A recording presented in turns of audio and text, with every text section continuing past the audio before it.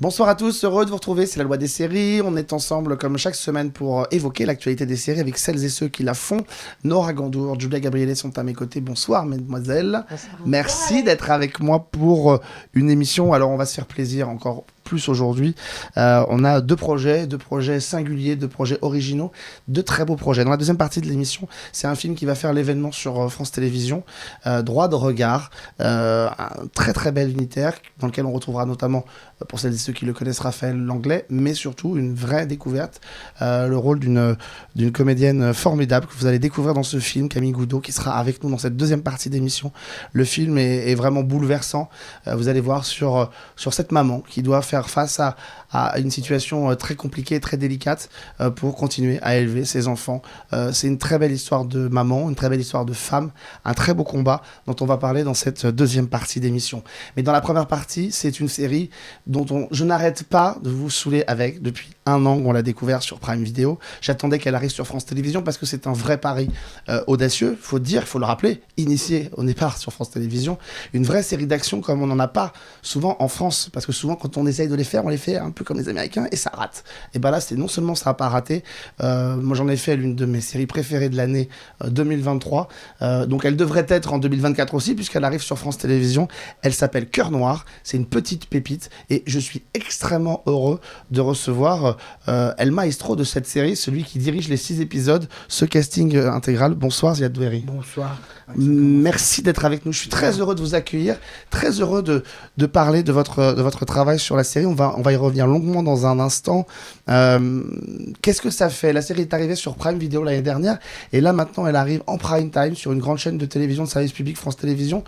Comment on se sent ? C'est différent, c'est une attente différente à tes souhaits.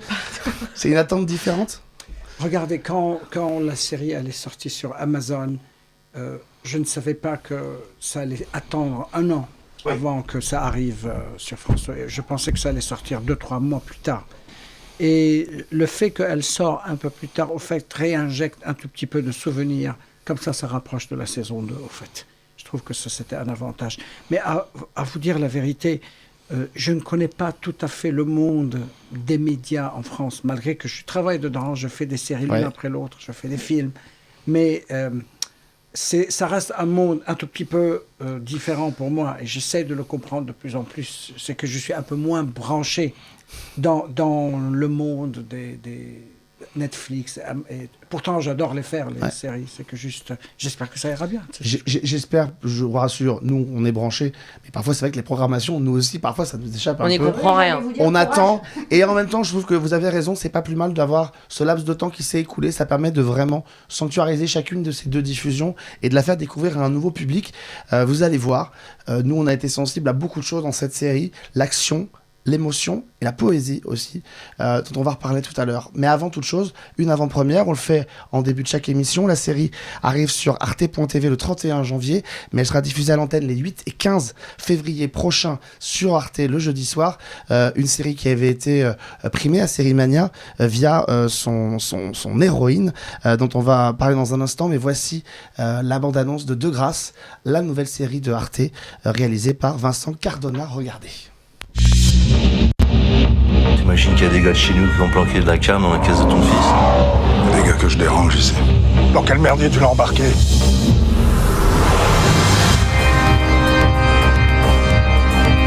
Ma famille est maudite.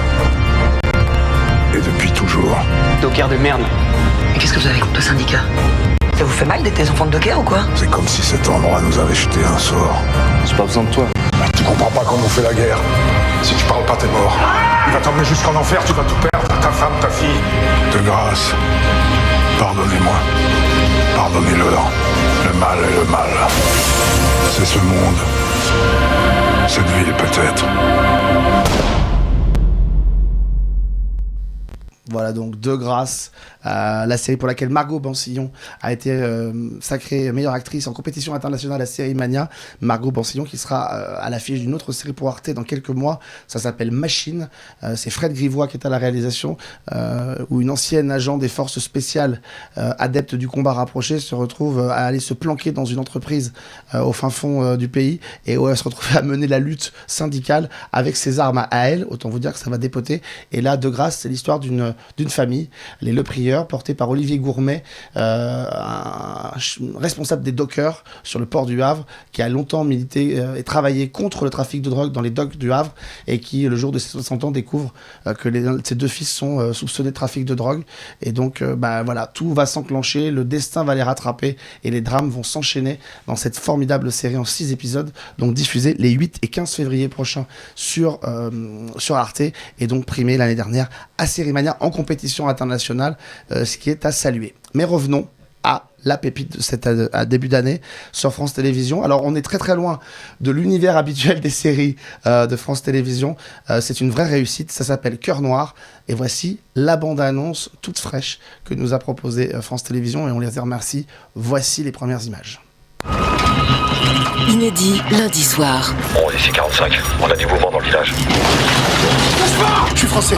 Saïd Osman, franco-tunisien vétéran du djihad. On suppose qu'il connaît les cellules qui ont organisé les attentats de 2015. Si tu travailles avec nous, on peut sauver ton petit-fils et Salwa, ta fille. C'est ça le deal. C'est une probable campagne d'attentat sur le sol français qui est en jeu. Où est Fares Al-Krim? Où qu'il soit, où qu'il se trouve, j'ai retrouvé cet enfoiré. Ici 45, commando gréement blessé. J'aimerais que tu rentres. Je peux pas rentrer tout de suite. Héroïque, mais tellement humain. Cœur Noir, votre série événement dès lundi soir à 21h10 sur France 2 et sur la plateforme France.tv. Ce programme est disponible en audio-description. Et voilà, on est en 2016, on est en Irak. Les forces spéciales doivent absolument commencer à récupérer certains proches des cellules de djihadistes encore en place là-bas, au moment où les bombardements vont tomber sur la ville notamment de Mossoul. Vous découvrirez d'ailleurs ce que c'est que la signification de Cœur Noir. Moi, je l'ai aussi découvert. Et on va suivre le quotidien d'une unité des forces spéciales, à la fois la partie action, la partie terrain, et en même temps la partie négociation, les tractations, toutes ces ramifications qui sont en arrière-plan. Je disais, une vraie série d'action, en même temps une série d'action intelligente. Comment vous vous êtes retrouvé, Ziad Doueri, embarqué dans un projet comme ça qui, je le disais tout à l'heure, c'est à milieu de ce qu'on a l'habitude de voir sur nos écrans télé en France? Alexandre, à l'époque, il y avait le producteur de Mandarin, la production du film, que j'avais travaillé avec sur la série qu'on a fait pour Arte et Netflix à l'époque, qui s'appelait Dérapage. Oui. Donc, avec Eric Cantona, qui était un petit bijou. Cantona. Et j'avais fait cette série, et j'avais développé une très bonne relation avec Gilles Deverdier, le producteur. Et il m'envoie les nouveaux scénarios. C'était un premier draft de Cœur Noir. Et je me souviens, je l'avais reçu, et 2 jours, je ne les avais pas encore lus. 2 jours plus tard, je suis allé à Beyrouth en accompagnant Macron, président Macron, après la grosse explosion. Vous savez, il y a eu la grande explosion dans le port de Beyrouth, c'était énorme. C'est une des plus grandes explosions depuis la guerre nucléaire, en fait, depuis Hiroshima. Donc, la Maison Blanche, c'est pas la Maison Blanche. Non, c'est la Maison Élysée. Trop de nationalité, Ziad. Voilà. Et il m'a demandé de l'accompagner, et j'étais ravi de l'accompagner, parce que ça fait longtemps que j'avais pas mis les pieds à Beyrouth. Et quand je suis arrivé là-bas, on a pris le convoi, et on a conduit tout au long le port. Et c'était une conduite de quelques kilomètres. Et d'ailleurs, j'ai les images avec moi. En rentrant dans le port, il n'y avait que des destructions massives que j'ai jamais vues. Et ça, on dirait une guerre a eu lieu pendant 3 mois, alors que c'était juste une explosion. Et quand on est arrivé à la fin de ce chemin, il s'est arrêté, on est descendu, on est allé visiter le lieu et monter sur le bateau. Il y avait un bateau militaire à l'époque, pour essayer d'aider le peuple libanais avec des médicaments, des livres. Il y avait une aide française énorme à Beyrouth. Et j'ai vu quelque chose qui m'a vraiment marqué, au fait. C'est que c'était l'armée française qui avait emmené tous les bulldozers et les tracteurs pour aider à nettoyer tout ce que cette déflagration avait causé. C'était immense. Et il y avait des soldats français qui étaient en train de sortir des dentifrices. C'était des boîtes et des boîtes et des boîtes de dentifrices qui étaient dans un des hangars qui a explosé. Et on a marché. Il y avait tout le contingent français qui aidait l'armée libanaise parce que c'était des grosses machineries, et on est monté sur le bateau. Je pense que ça s'appelle le Mistral. Et il a fait un discours assez touchant. Et j'ai appelé Gilles Deverdier. Je lui ai dit, OK, je fais la série. Ça a été le déclencheur du... Oui, parce que... Bon, vous savez, je ne suis pas ni un nationaliste, ni rien du tout, mais il y a des moments dans la vie qui nous viennent sans le prédire, qui nous touchent d'une manière ou d'une autre. Je ne veux pas montrer le favoritisme. Je ne réagis pas d'une manière intellectuelle. Moi, je ne réagis que d'une manière instinctive et émotionnelle. J'ai trouvé que l'armée française était extrêmement noble avec l'arrivée pour aider les Libanais. C'était la seule armée qui était arrivée, au fait. Et 2 jours après l'explosion, le président Macron, il est parti. Moi, je suis parti 2 semaines après parce qu'il a fait 2 visites. Et je me suis dit, OK, voyons qu'est-ce que le scénario a à dire. Donc, j'ai commencé à lire le scénario. J'ai trouvé que ça va vous paraître un petit peu bizarre, mais je me suis dit, pourquoi pas nous rendre hommage aux militaires? Parce que on n'a pas cette tradition en France. Non. On n'a pas. Alors que moi, qui a aussi la nationalité américaine, j'ai travaillé 19 ans aux États-Unis, je sais que le cinéma américain et le militaire se sont mariés depuis la Deuxième Guerre mondiale. L'État et Hollywood sont très, mergés ensemble. Oui, bien sûr. Il y a eu de très très beaux films de la Deuxième Guerre. Et il y a eu même des grandes séries après la guerre du Vietnam à la télévision américaine. Même des films qui sont critiques de l'armée américaine sont aussi aidés par l'armée américaine. Ouais. Et là, il y a eu cette tentative qui était décente, qui avait il n'y avait pas de propagande dans ce pas d'agenda politique. Pas du tout. Ouais. Pas du tout, et au contraire, ça mettait un petit peu de nuance dans l'intervention militaire en Irak. Donc, la première scène que vous voyez dans le film, dans laquelle les Français, ils arrivent parce qu'ils sont à la recherche de quelqu'un, j'ai réécrit la scène de sorte qu'elle bascule du point de vue des Irakiens et pas du point de vue des Français. Il fallait aussi que ça soit pas équilibré, que ça soit pas orientaliste, au fait. C'était la partie la plus difficile, c'est qu'on montre pas le film juste le blanc français qui va sauver le monde. Petit arabe. Oui, c'est pas manichéen comme ça peut l'être. C'était pas intéressant. Ouais. C'était facile de le faire comme ça, mais il fallait toujours montrer qu'il y a aussi les gens qui subissent la guerre, et c'est les locaux qui subissent la guerre. Donc, moi, étant venu du Moyen-Orient, j'ai grandi toute ma vie au Moyen-Orient, presque toute ma vie, je comprenais que quand on est de l'autre bout du monde, on voit les choses de l'extérieur d'une manière différente. Il fallait traiter ce sujet de 2 points de vue. Ça reste l'histoire des forces spéciales, ça reste l'histoire de ce groupe qui sont demandés par la France d'aller et intervenir et faire A, B, C, D, mais il fallait aussi examiner l'autre point de vue. Et du coup, d'où ce choix de le raconter via ce journaliste qu'on ne voit pas? Est-ce que ça, c'était une manière d'éviter le piège de tomber dans un truc, les méchants, les gentils? C'est une bonne question, au fait. Je vais juste raconter comment ça s'est passé. Pour essayer de comprendre le plus possible ce qui se passe, j'ai vu un documentaire qui était extraordinaire, qui m'a bouleversé. Il s'appelle Mossoul. Okay. C'est un documentaire fait par un parachutiste français qui était dans l'armée française, qui a reçu 11 balles dans son corps. Et il y a 10 ans, 15 ans, cette histoire, et il s'est converti en documentariste. Il a fait ce documentaire Mossoul pendant la guerre de Mossoul. Je me suis posé la question comment il a pu survivre, parce que sa caméra, elle était en première ligne. Elle était avec les forces spéciales irakiennes, pas françaises. Et tout le film raconte cette équipe irakienne qui font partie du FETPOL, on les appelle, c'est-à-dire la police fédérale, qui ont été entraînés par les Alliés pour aller combattre Daesh. Et il les a accompagnés, et toute la brigade, à la fin du documentaire, ils étaient quasiment tous tués, au fait. C'est extraordinaire, ce documentaire, parce qu'il n'est pas orientaliste, parce qu'il ne montre pas un côté... Un misérabilisme. Non, les héros sont les soldats de la FETPOL. Et c'était tellement bien fait que je me suis dit, le concept de Cœur Noir, c'est qu'on ne le voit jamais. C'est la manière dont j'ai composé mes images et la manière dont j'ai tenu la caméra. C'est que comme si les forces spéciales avaient invité un journaliste invisible, qui a été invité avec sa caméra, et on lui dit, écoute, on va te permettre de venir avec nous, mais tu te tais, et tu fais attention, et tu ne déconnes pas, parce qu'il y a des brillant, c'est très... Et tu ne vas pas prendre ton temps à poser ta caméra. Tu vas voler tes plans, et quand il y a des tirs, tu te tais et tu te caches. C'était l'idée que je me suis en tête. Bien sûr, on n'a pas ce journaliste dans la série du tout. Mais la manière dont je l'ai conceptualisé, c'est comme s'ils sont accompagnés par un journaliste invisible. Et ça m'a permis de créer des scènes de caméra maladroite exprès, parce qu'un journaliste qui accompagne n'est pas un chef-op aguerri qui pose. Et c'est inhabituel pour vous, non? En plus, la caméra à l'épaule, etc. Je ne fais pas beaucoup de caméra à l'épaule, mais là, j'ai senti que peut-être c'est le moment de le faire. Ça ne veut pas dire que je n'ai pas utilisé le Steadicam. Il y a eu des moments où on était obligé de le faire, mais j'avais envie toujours d'accompagner et d'être dans le point de vue de ces soldats. Et c'était l'idée de ce journaliste virtuel, et c'est comme ça qu'on a composé tout. C'est-à-dire, c'est un truc qui est interne à moi, c'est pas quelque chose qui pointe le doigt dessus sur le film. Non, mais c'est ce qui donne aussi l'impression au spectateur de suivre au plus près ces membres d'unité spéciale et d'être sans arrêt en apnée. C'est-à-dire que pendant les 6 épisodes, on est là, on se dit... C'est pour ça qu'il y a des petits moments de poésie, on va y revenir. Mais justement... On est au plus près, comme le disait Julia, avec ces plans comme embarqués d'un journaliste.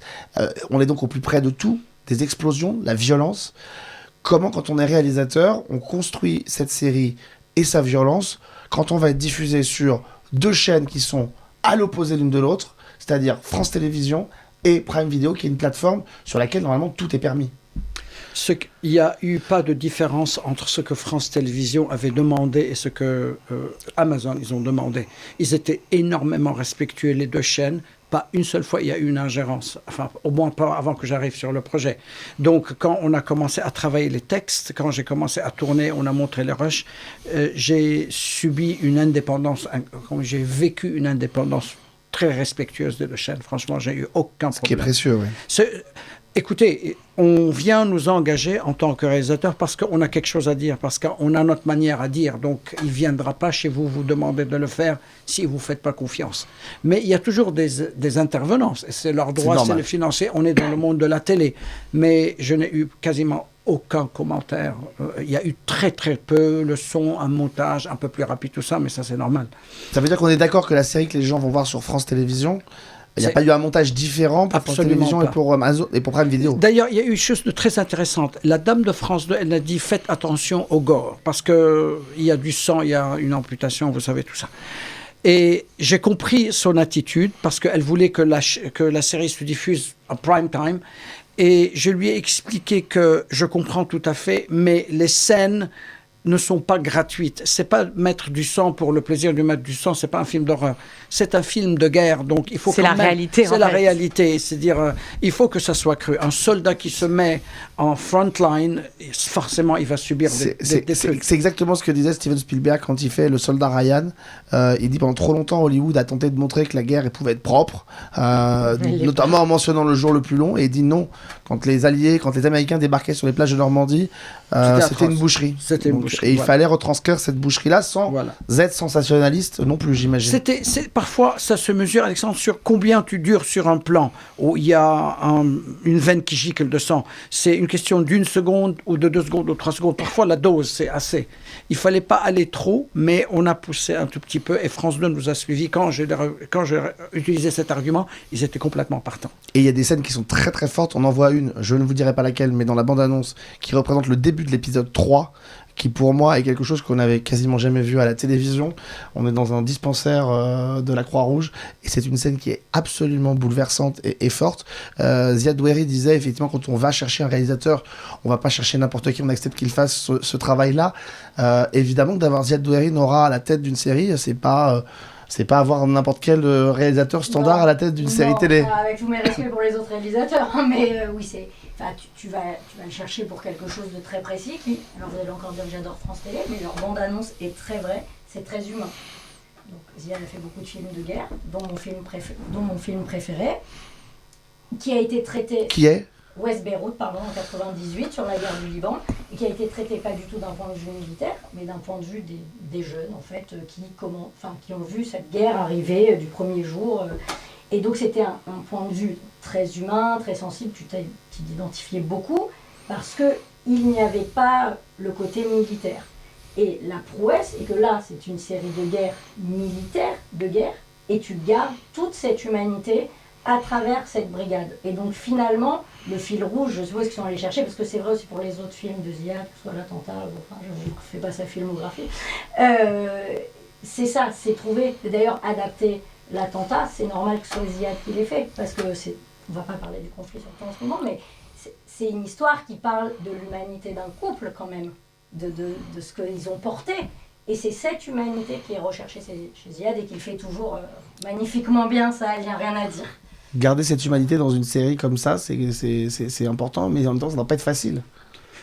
Regardez, il y a des moments où on se pose la question, comment je peux prendre un film comme ça ou une série comme ça et la rendre poétique. C'est la chose la plus importante. Et c'est souvent la musique qui, pour moi, m'aide à composer des images et à construire des scènes où tu sors un tout petit peu du réel pour un petit peu voyager et revenir au réel.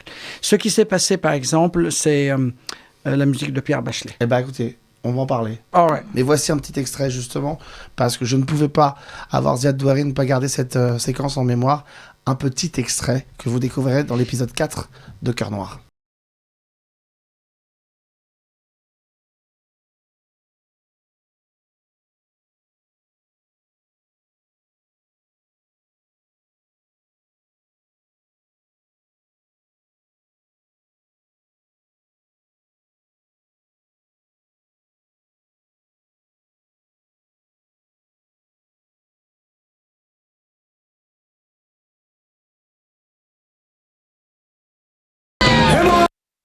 Alors là, franchement, moi, cette séquence-là, je vais vous dire, quand je l'ai vue l'année dernière, elle m'a bouleversé. Je me la suis passée en boucle, parce que d'abord, cette chanson de Pierre Bachelet, moi, c'est une chanson que j'aime beaucoup, qui est magnifique.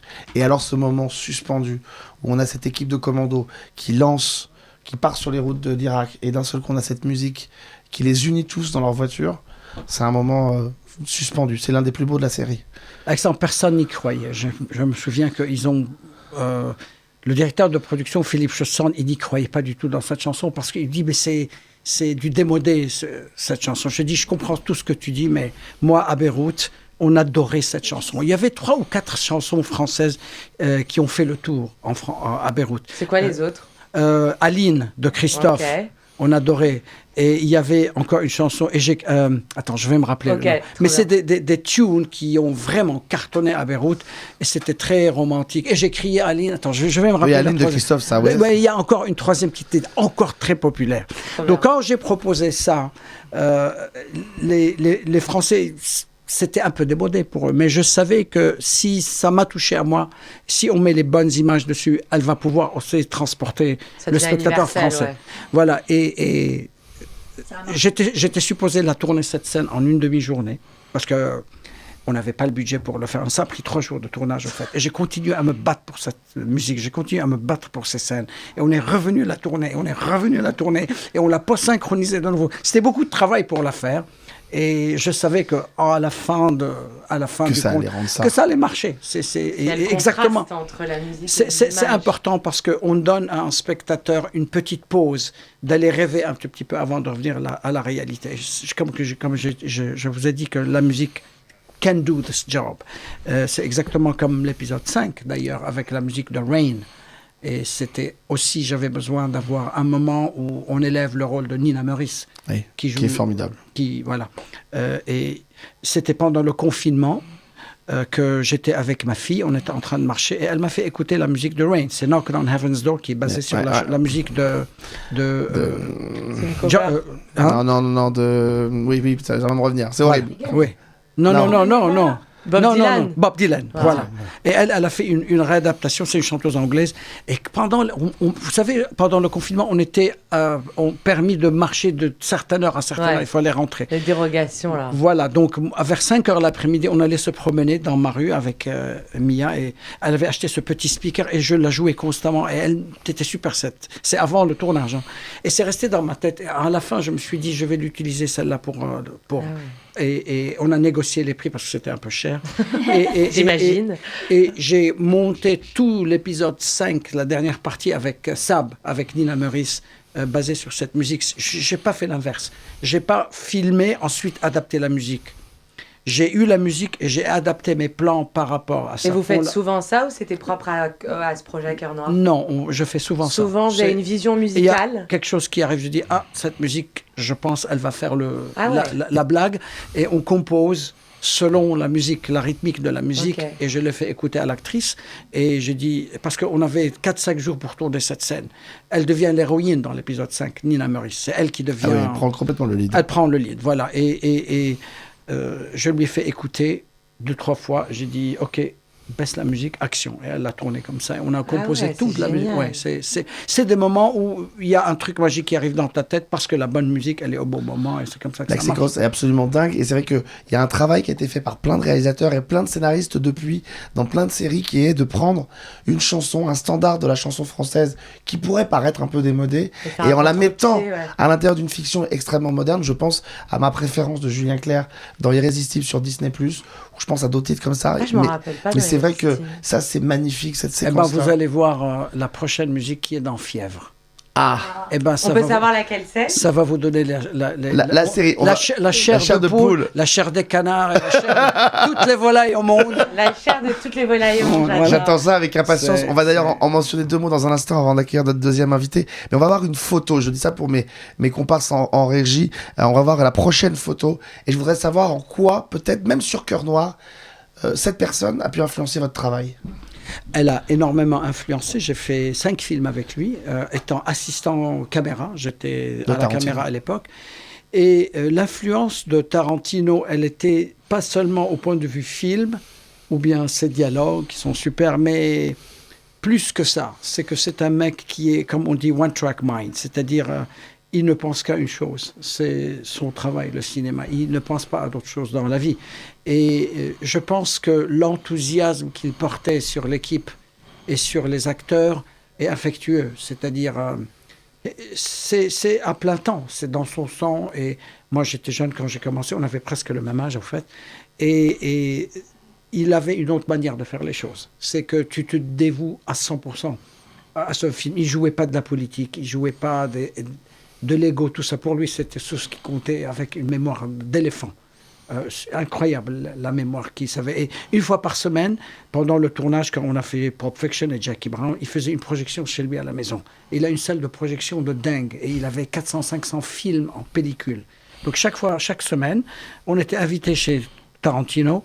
Et tu rentres, exactement comme dans une salle du cinéma, tu prends ton popcorn et tes Red Vine. Vraiment, c'est comme ça. Tu rentres, tu prends ton popcorn et tout ça, et tu t'assieds dans un siège extraordinaire. Et le rideau s'ouvre et on projette un dessin animé. Heckle and Jekyll ou bien Mickey Mouse. Voilà. Comme dans les vieux cinémas avec les actualités où il y a il y avait les photos. Exactement. Suivi dans la bande-annonce de la semaine prochaine, parce qu'il va projeter. Mais non. Suivi du film. Chaque Vous semaine. Vous pouvez faire pareil et nous inviter. J'ai un 55 mètres carrés, lui il a un 700 mètres carrés. On peut trouver des solutions. C'est pas pareil, mais incroyable le travail. Effectivement, vous avez travaillé sur 5 de ces films, notamment effectivement Pulp Fiction qui est le plus grand, qui a été à Cannes. Pour boucler la boucle, on referme la boucle sur Cœur Noir, mais en ouvrant sur la suite, on va voir un montage photo qui arrive.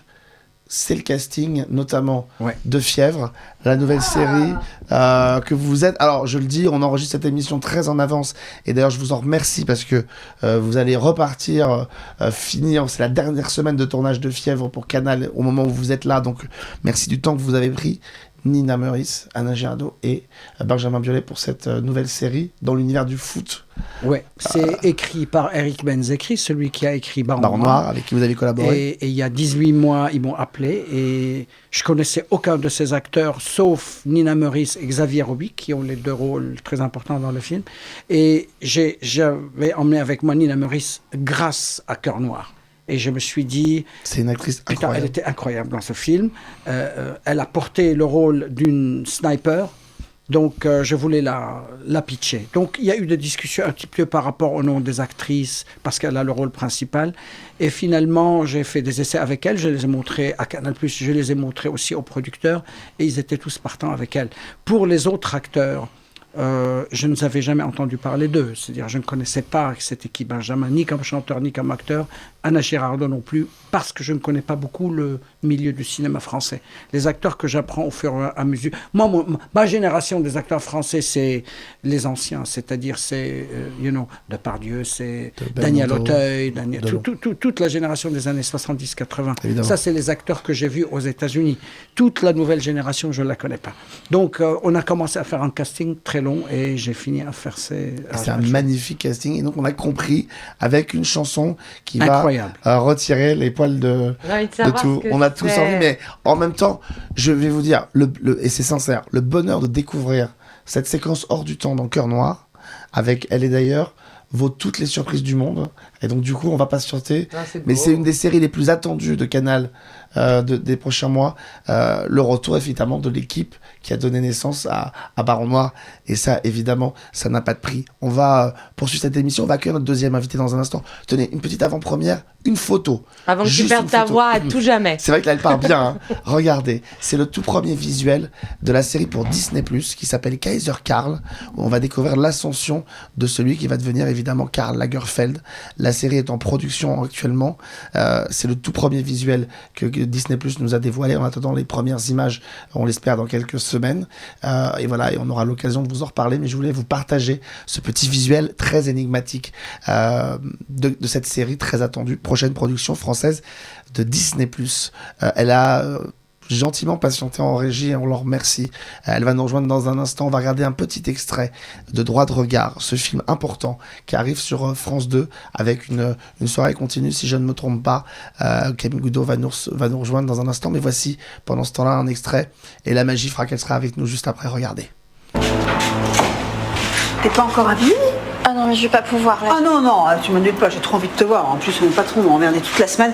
Il arrête pas de dire plus vite, plus vite. Je lui dis, mais attendez, c'est un chariot élévateur que je conduis, pas une forme.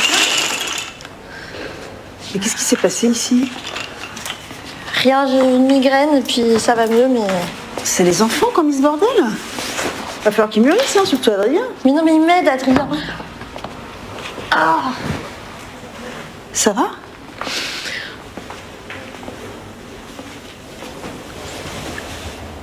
C'est tes yeux?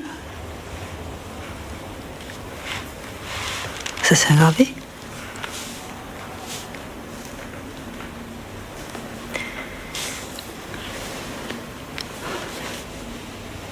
Mais là, tu me vois.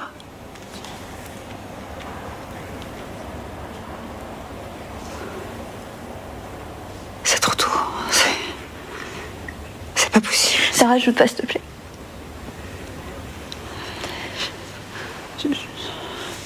Je peux venir? Je vais venir. Non, pas du tout.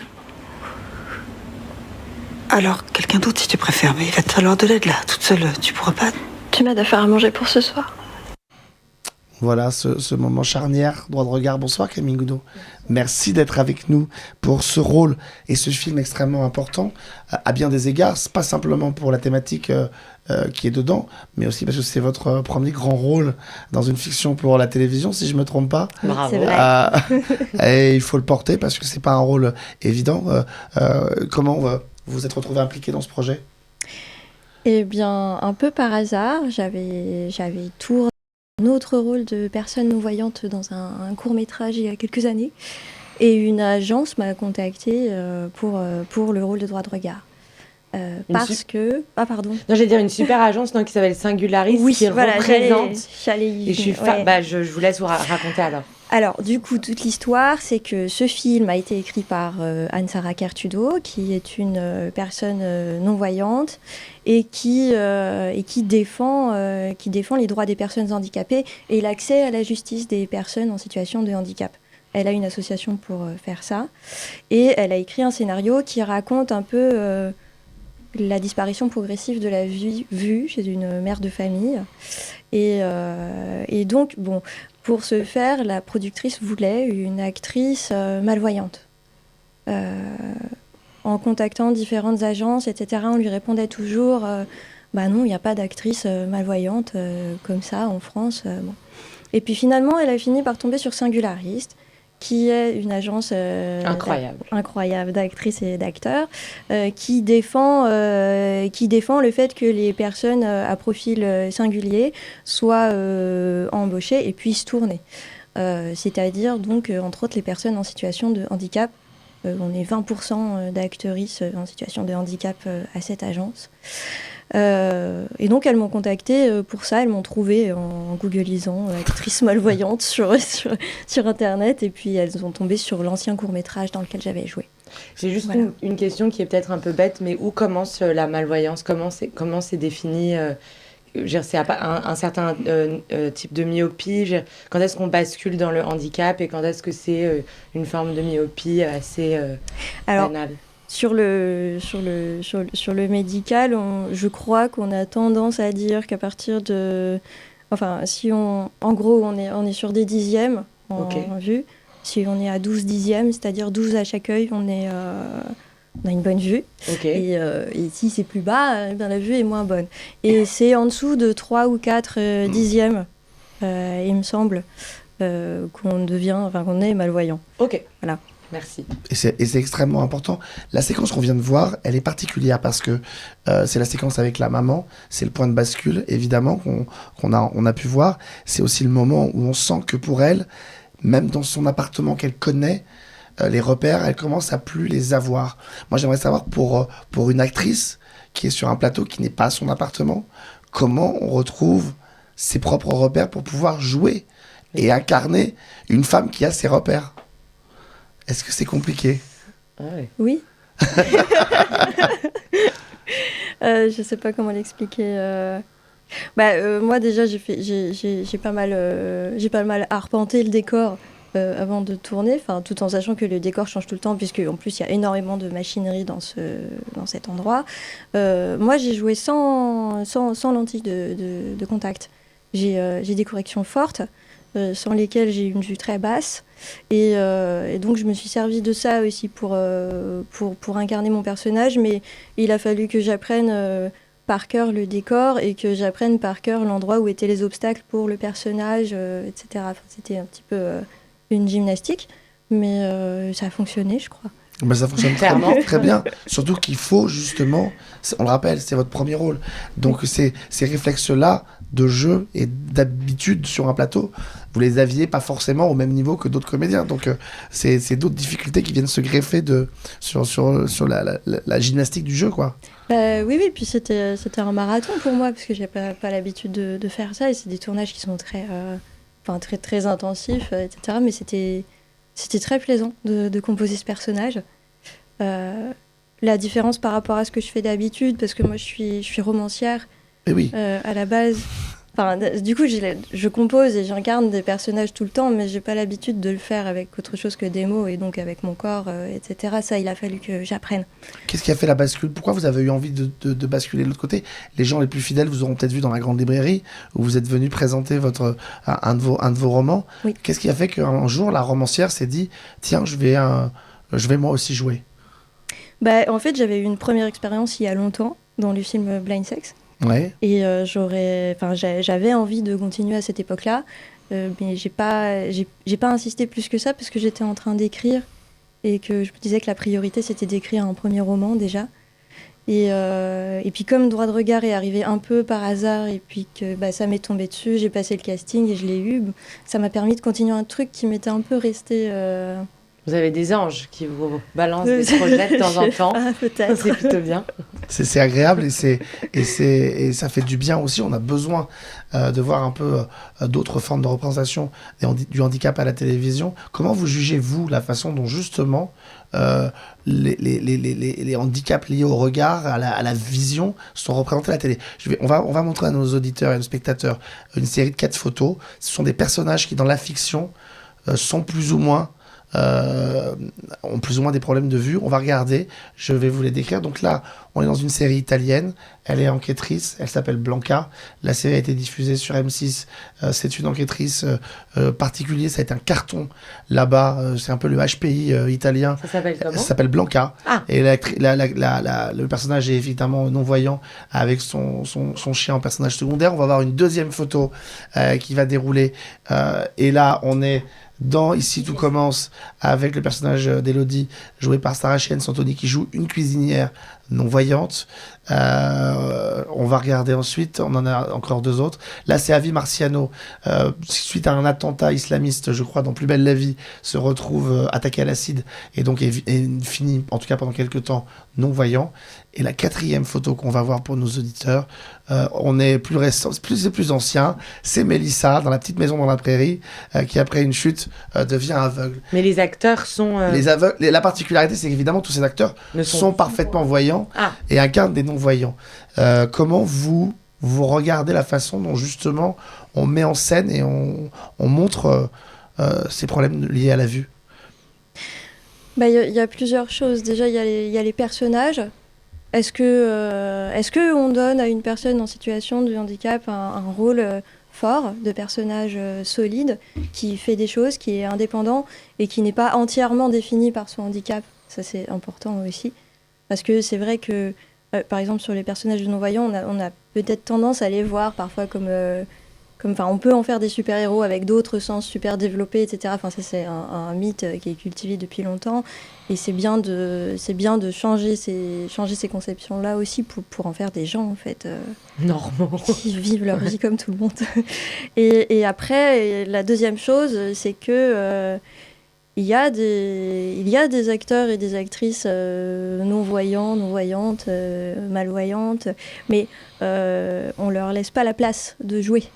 Et le problème, c'est qu'on ne leur laisse pas non plus la place pour jouer des rôles de personnages qui ne seraient pas définis au préalable comme étant en situation de handicap.